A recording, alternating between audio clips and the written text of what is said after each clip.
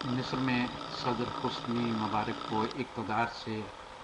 الگ کرنے کی جمہوریت پسندوں کی تحریک 10ویں روز میں داخل ہو چکی ہے۔ اب تک کی اطلاعات کے مطابق 6 لوگ گزشتہ 2 دن میں ہلاک ہوئے ہیں، جبکہ مجموعی طور پر ہلاک ہونے والوں کی تعداد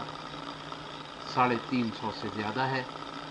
اور 800 اور 1000 کے قریب لوگ زخمی بتائے جا رہے ہیں۔ جمعرات کی صبح یعنی 10ویں روز کی صبح ایک مرتبہ آزادی چوک اور تحریر چوک میں فائرنگ کی زبردست آوازیں سنی گئیں۔ ابھی تک یہ معلوم نہیں ہو سکا کہ یہ فائرنگ کہاں سے ہوئی، جس کے نتیجے میں 6 ہلاکتیں ہوئی ہیں۔ مصر کے نئے وزیر اعظم نے عوام سے خطاب کیا ہے اور کہا ہے کہ ہلاکتوں کی تحقیقات کروائی جائے گی، لیکن مظاہرین نے ان کے اس بیان کو مسترد کر دیا ہے، کیونکہ مظاہرین کا کہنا ہے کہ یہ سب کچھ حکومت کے ایما پر کیا گیا ہے۔ اب یہ مناظر تحریر چوک کے ہیں، جہاں حسنی مبارک کے حامیوں اور مخالفین کے درمیان باقاعدہ جیسے جنگ بندی میں ناکہ بندی ہو چکی ہے، اور ابھی بھی تحریر چوک کا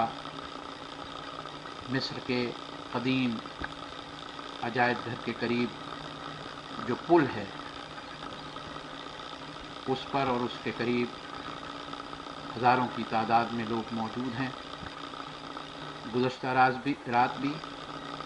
کرفیو کی مکمل خلاف ورزی ہوئی اور کسی نے بھی کرفیو کی پرواہ نہیں کی۔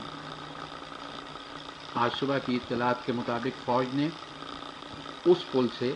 جو آزادی چوک اور دریائے نیل کے کنارے تحریر چوک کی طرف جاتا ہے، وہاں سے سرکاری ترجمان کے مطابق پل سے ان لوگوں کو ٹینکوں کے ذریعے ہٹا دیا جو جمہوریت پسندوں پر آگ کے گولے پھینک رہے تھے۔ قاہرہ میں ایک افراتفری کا عالم ہے، اور اس صورتحال میں عالمی مبصرین کا کہنا ہے کہ حسنی مبارک کس قدر جلدی اقتدار سے الگ ہو جائیں، مصر کے لیے اچھا ہے۔